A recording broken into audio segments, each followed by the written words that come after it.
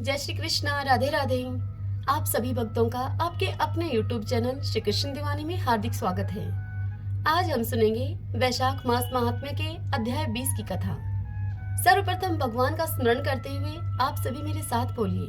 शांताकारं भुजगशयनं पद्मनाभं सुरेशं विश्वधारं गगनसदृशं मेघवर्णं शुभांगं लक्ष्मीकान्तं कमलनयनं योगिभिर्दयानगमयं वन्दे विष्णुं भवभयहरं सर्वलोकैकनाथम्। ओम नमो भगवते वासुदेवाय। सूत जी मुनियों से कहते हैं कि हे श्रेष्ठ मुनिवरों, महात्मा नारद जी के यह वचन सुनकर राजऋषि अम्बरीश ने बड़े ही विस्मित होकर उनसे कहा कि हे महामुनि नारद, आप मार्गशीर्ष आदि पवित्र महीनों को छोड़कर वैशाख मास की ही इतनी प्रशंसा भला क्यों करते हैं? उसी को सभी मासों में श्रेष्ठ आप क्यों बतलाते हैं? यदि माधव मास सबसे श्रेष्ठ और भगवान लक्ष्मीपति को अधिक प्रिय है, तो उस समय स्नान करने की क्या विधि है? वैशाख मास में किस वस्तु का दान किया जाता है? कौन सी तपस्या और किस देवता का पूजन करना चाहिए? हे कृपानिधे, उस समय किए जाने वाले पुण्य कर्म का आप मुझे उपदेश कीजिए। सतगुरु के मुंह से उपदेश की प्राप्ति बड़ी ही दुर्लभ होती है। उत्तम देश और काल का मिलना भी बड़ा कठिन होता है। राज्य प्राप्ति आदि दूसरे कोई भी भाव हमारे हृदय को इतनी शीतलता नहीं प्रदान करते जितने कि आपका यह समागम।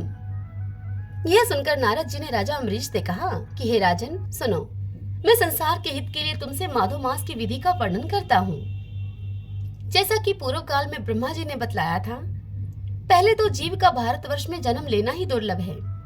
उससे भी अधिक दुर्लभ है वह मनुष्य की योनि में उत्पन्न होना। मनुष्य होने पर भी अपने अपने धर्म के पालन में प्रवृत्ति होना तो और भी अधिक कठिन है। उससे भी अत्यंत दुर्लभ है भगवान वासुदेव में भक्ति, और उसके होने पर भी माधव मास में स्नान आदि का सुयोग्य मिलना तो और भी अधिक कठिन है।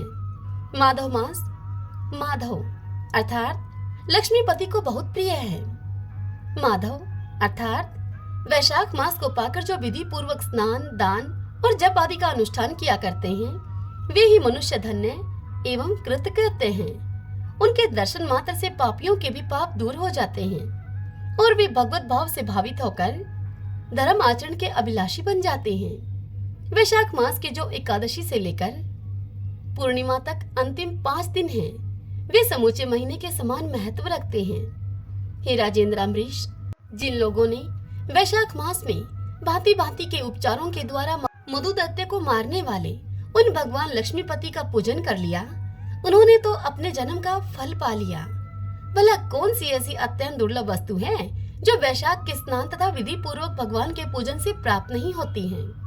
हे राजन, जिन्होंने दान, होम, जप, तीर्थ में प्राण त्याग तथा संपूर्ण पापों का नाश करने वाले भगवान श्री नारायण का ध्यान नहीं किया, उन मनुष्यों का जन्म इस संसार में व्यर्थ ही समझना चाहिए।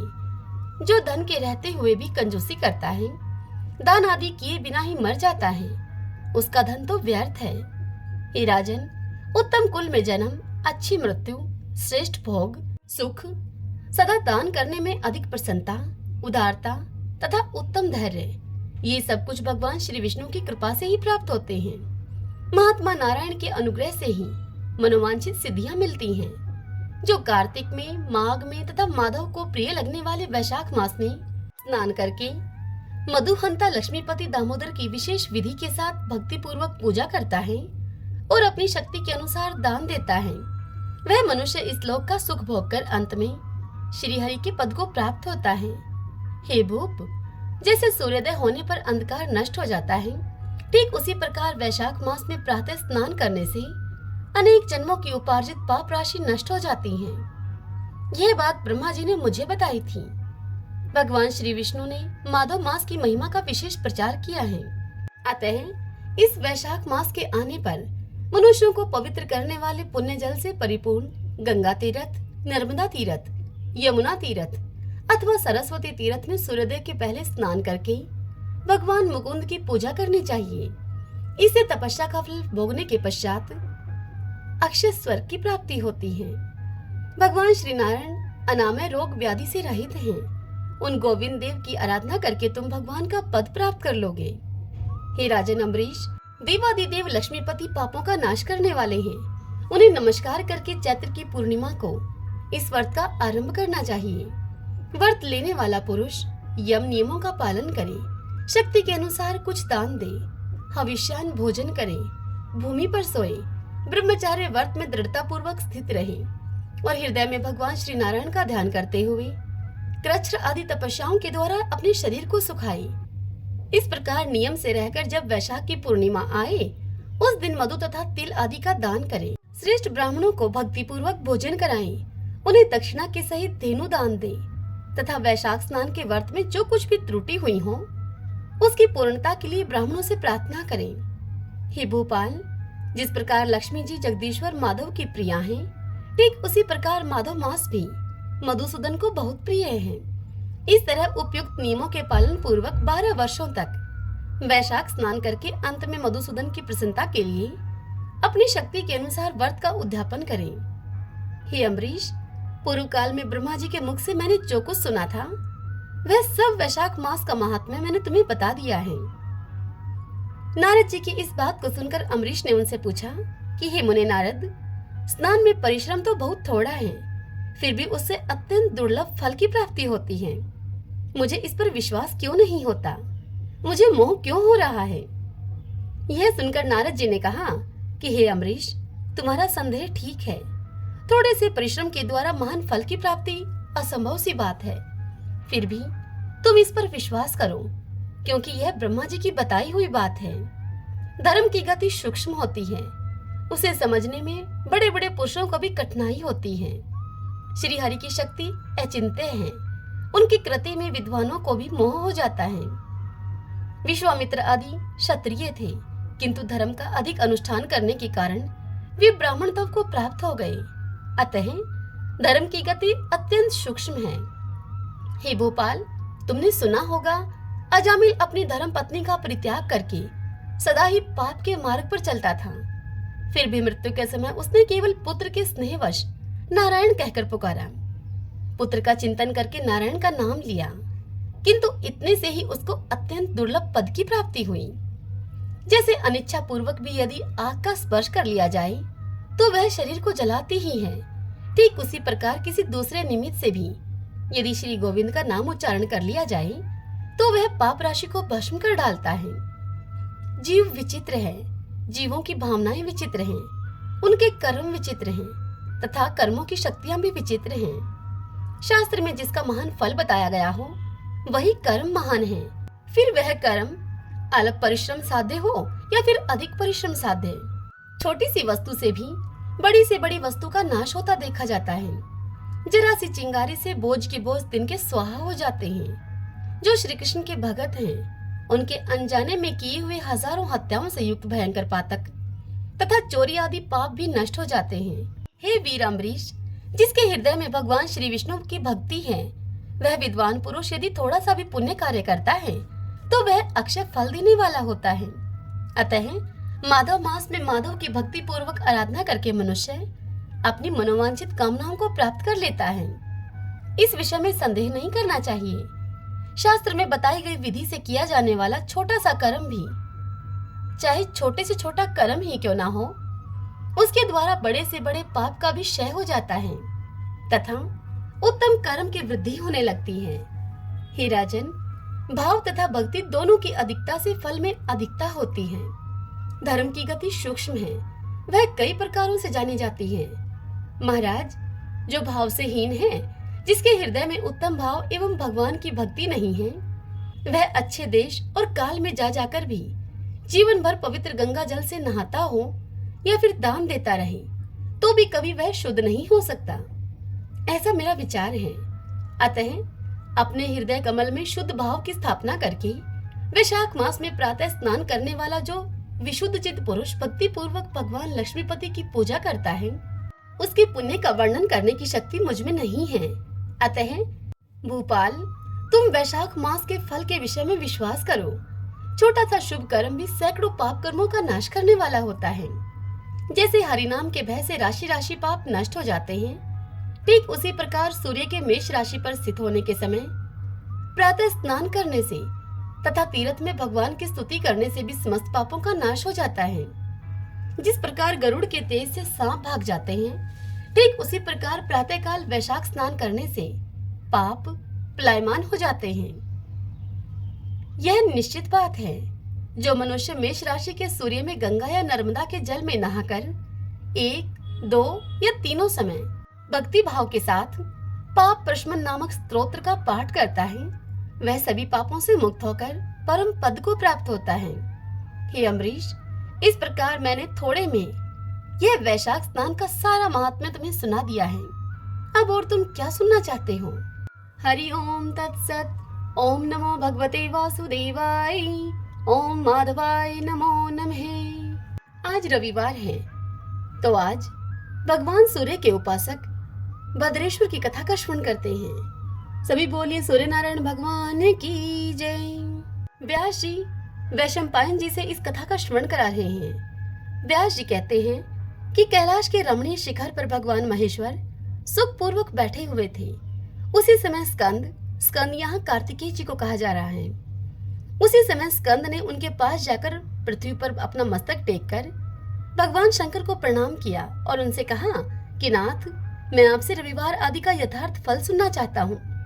यह सुनकर महादेव जी ने उनसे कहा कि बेटा, रविवार के दिन मनुष्य व्रत रहकर सूर्य को लाल फूलों से अर्घ्य दे और रात को हविष्यान्न भोजन करे। ऐसा करने से वह कभी स्वर्ग से भ्रष्ट नहीं होता। रविवार का व्रत परम पवित्र और हितकर है। वह समस्त कामनाओं को पूर्ण करने वाला, पुण्यप्रद, ऐश्वर्यदायक, रोगनाशक और स्वर्ग तथा मोक्ष को प्रदान करने वाला है।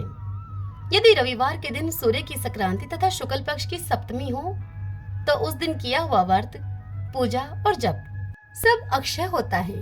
शुक्ल पक्ष के रविवार को ग्रहपति सूर्य की पूजा करनी चाहिए। हाथ में फूल लें, लाल कमल पर विराजमान, सुंदर ग्रीवा से सुशोभित, रक्त वस्त्रधारी और लाल रंग के आभूषणों से विभूषित भगवान सूर्य का ध्यान करें और फूलों को सोंकर ईशान कोण की ओर फेंक दें। इसके बाद आदित्याय विद्महि भास्कराय धीमहि तन्नो भानुः प्रचोदयात् इस सूर्य गायत्री का जप करें। तदंतर गुरु के उपदेश के अनुसार विधि पूर्वक पूजा करें। भक्ति के साथ पुष्प और केले आदि के सुंदर फल अर्पण करके जल चढ़ाना चाहिए। जल चढ़ाने के बाद चंदन, चंदन के बाद धूप और धूप के बाद दीप, दीप के पश्चात नैवेद्य और उसके बाद जल निवेदन करना चाहिए। तत्पश्चात जप, स्तुति, मुद्रा और नमस्कार आदि करना उचित है। पहली मुद्रा का नाम अंजलि और दूसरी मुद्रा का नाम है धेनु। इस प्रकार जो सूर्य का पूजन करता है, वह उन्हीं का सायुज्य प्राप्त करता है। भगवान सूर्य एक होते हुए भी काल भेद से नाना रूप धारण करके प्रत्येक मास में तपते रहते हैं। एक ही सूर्य 12 रूपों में प्रकट होते हैं। मार्गशीर्ष में मित्र, पोष में सनातन विष्णु, माघ में वरुण, फागुन में सूर्य, चैत्र में भानु, वैशाख में तापन, ज्येष्ठ में इंद्र, आषाढ़ में रवि, श्रावण में गबस्ती, भाद्रपद में यम, अश्विन में हिरण्यरेता, कार्तिक में दिवाकर के नाम से तपते हैं। इस प्रकार 12 महीनों में भगवान सूर्य 12 नामों से पुकारे जाते हैं। इनका रूप अत्यंत विशाल, महान, तेजस्वी और प्रलयकालीन अग्नि के समान देदीप्यमान है। जो इस प्रसंग का नित्य पाठ करता है, उसके शरीर में पाप नहीं रहता। उसे रोग, दरिद्रता और अपमान का कष्ट भी कभी नहीं उठाना पड़ता। वह कर्मशः यश, राज्य, सुख तथा अक्षय स्वर्ग प्राप्त करता है। हे बेटा स्कंद, अब मैं सबको प्रसन्नता प्रदान करने वाले उन सूर्य का उत्तम महामंत्र का वर्णन करूंगा। उसका भाव इस प्रकार है। शस्त्र भुजाओं से सुशोभित भगवान आदित्य को नमस्कार है। हाथ में कमल धारण करने वाले वरुण देव को बारंबार नमस्कार है। अंधकार का विनाश करने वाले श्री सूर्य देव को अनेक बार नमस्कार है। रश्मिमय सहस्त्रों जीवाएं धारण करने वाले भानु को नमस्कार है। हे भगवान, तुम ही ब्रह्मा, तुम ही विष्णु और तुम ही रुद्र हो। तुम्हें नमस्कार है। तुम्हें संपूर्ण प्राणियों के भीतर अग्नि और वायु रूप से विराजमान हो। तुम्हें बारंबार प्रणाम है। तुम्हारी सर्वत्र गति और सब भूतों में स्थिति है। तुम्हारे बिना किसी भी वस्तु की सत्ता नहीं है। तुम इस चराचर जगत में समस्त देहधारियों के भीतर स्थित हो। इस मंत्र का जप करके मनुष्य अपने संपूर्ण अभिलषित पदार्थ तथा स्वर्ग आदि के भोगों को प्राप्त करता है।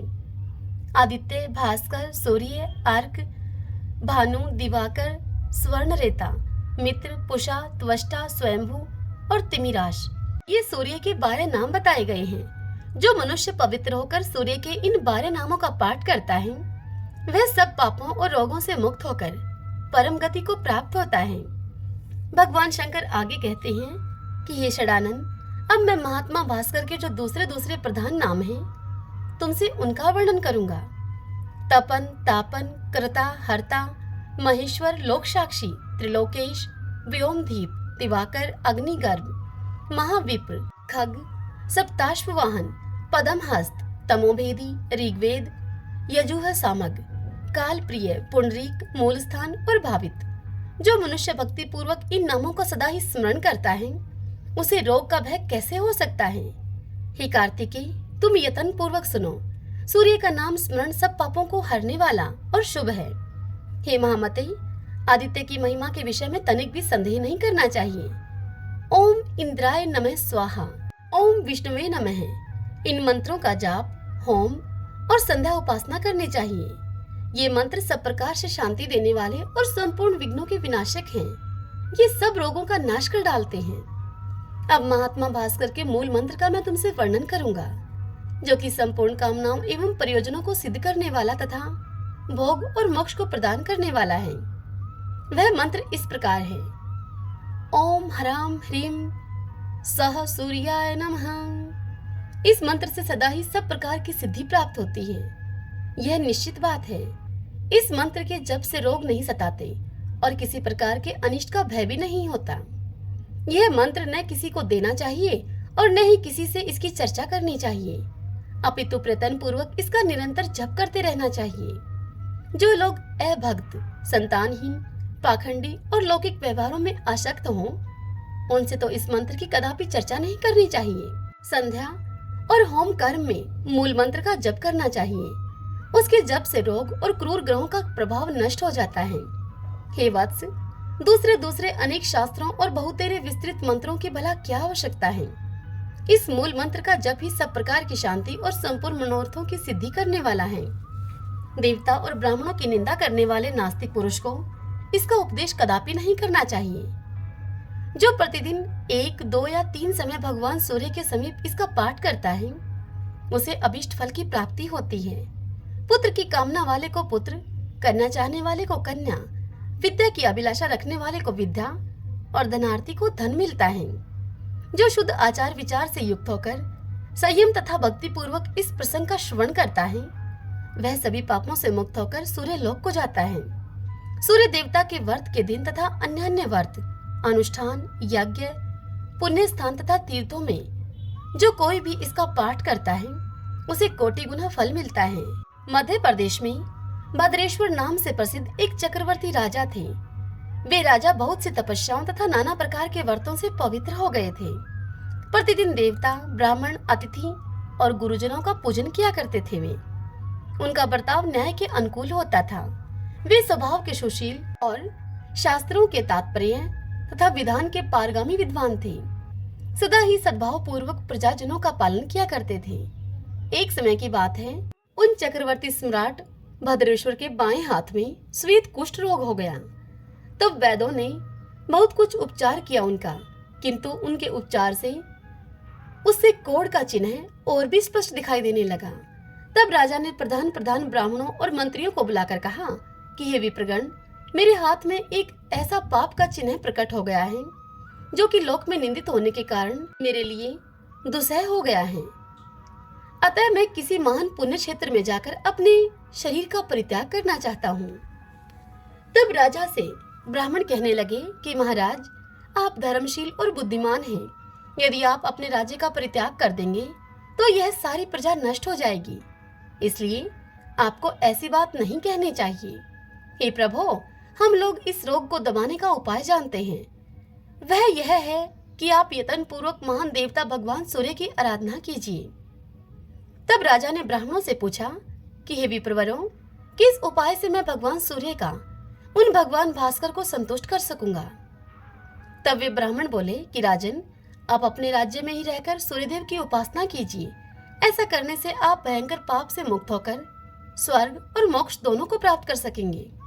यह सुनकर सम्राट भद्रेश्वर ने उन श्रेष्ठ ब्राह्मणों को प्रणाम किया और सूर्य की उत्तम आराधना आरंभ कर दी। अब वे राजा भद्रेश्वर प्रतिदिन मंत्र पाठ, नैवेद्य, नाना प्रकार के फल, अर्घ्य, अक्षत, जपा पुष्प, मंदार के पत्ते, लाल चंदन, कुमकुम, सिंदूर, कदली पत्र और उसके मनोहर फल आदि के द्वारा भगवान सूर्य की पूजा करते थे। राजा गुलर के पात्र में अर्घ्य सजाकर सदा ही सूर्य देवता को निवेदन किया करते थे। अर्घ्य देते समय वे मंत्री और पुरोहितों के साथ सदा सूर्य के सामने खड़े रहते थे। उनके साथ आचार्य, रानियां, अंतपुर में रहने वाले रक्षक और उनकी पत्नियां, दास वर्ग तथा अन्य लोग भी रहा करते थे। वे सभी लोग राजा के साथ ही भगवान सूर्य को अर्घ दिया करते थे। सूर्य देवता के अंगभूत जितने वर थे उनका भी उन्होंने एकाग्रचित होकर पालन किया। कर्मशः 1 वर्ष व्यतीत होने पर राजा का वह कुष्ठ रोग दूर हो गया। इस प्रकार उस भयंकर रोग के नष्ट हो जाने पर राजा ने संपूर्ण जगत को अपने वश में करके सबके द्वारा प्रभात काल में सूर्य देवता का पूजन और व्रत कराना आरंभ किया। सब लोग कभी हविष्यान खाकर तो कभी निराहार रहकर सूर्य देवता का पूजन करते थे। इस प्रकार ब्राह्मण, क्षत्रिय और वैश्य इन 3 वर्गों के द्वारा पूजित होकर भगवान सूर्य बहुत संतुष्ट हुए और कृपा पूर्वक राजा के पास आकर भगवान सूर्य बोले कि हे राजन, तुम्हारे मन में जिस वस्तु की इच्छा हो उसे वरदान के रूप में तुम मुझसे मांग लो। सेवकों और पूर्ववासियों के सहित तुम सब लोगों का हित करने के लिए मैं उपस्थित हूँ। यह सुनकर राजा ने कहा भगवान सूर्य से कि सबको नेत्र प्रदान करने वाले हे भगवान, यदि आप मुझे अभिष्ट वरदान देना चाहते हैं तो फिर आप मुझ पर ऐसी कृपा कीजिए कि हम सब लोग आपके पास ही रहकर सुखी हों। यह सुनकर भगवान सूर्य बोले कि राजन, तुम्हारे मंत्री, पुरोहित, ब्राह्मण, स्त्रियां तथा अन्य परिवार के लोग सभी शुद्ध होकर कलप पर्यंत मेरे रमणीय धाम में निवास करें। इस प्रकार यों कहकर राजा से संसार को नेत्र प्रदान करने वाले भगवान सूर्य वहीं पर अंतर्ध्यान हो गए। तदंतर राजा भद्रेश्वर अपने पूर्ववासियों के सहित दिव्य लोक में आनंद का अनुभव करने लगे। वहाँ जो कीड़े मकोड़े आदि थे वे भी अपने पुत्र आदि के साथ प्रसन्नता पूर्वक स्वर्ग को सिधारे। इसी प्रकार राजा, ब्राह्मण, कठोर व्रतों का पालन करने वाले मुनि और क्षत्रिय आदि अन्य वर्ण सूर्य देवता के धाम में चले गए। जो भी मनुष्य पवित्रता पूर्वक इस प्रसंग का पाठ करता है उसके सब पापों का नाश हो जाता है और वह रुद्र की भांति इस पृथ्वी पर पूजित होता है। जो मानव संयम पूर्वक इसका श्रवण करता है उसे अभिष्ट फल की प्राप्ति होती है। इस अत्यंत गोपनीय रहस्य का भगवान सूर्य ने यमराज को उपदेश दिया था। भूमंडल पर तो व्यास जी के द्वारा ही इसका प्रचार हुआ है। सभी बोलिए सूर्य नारायण भगवान की जय। ओम भास्कराय नमो नमः। तो आइए भगवान के इन नामों को 5 बार बोलते हुए संकीर्तन करते हैं।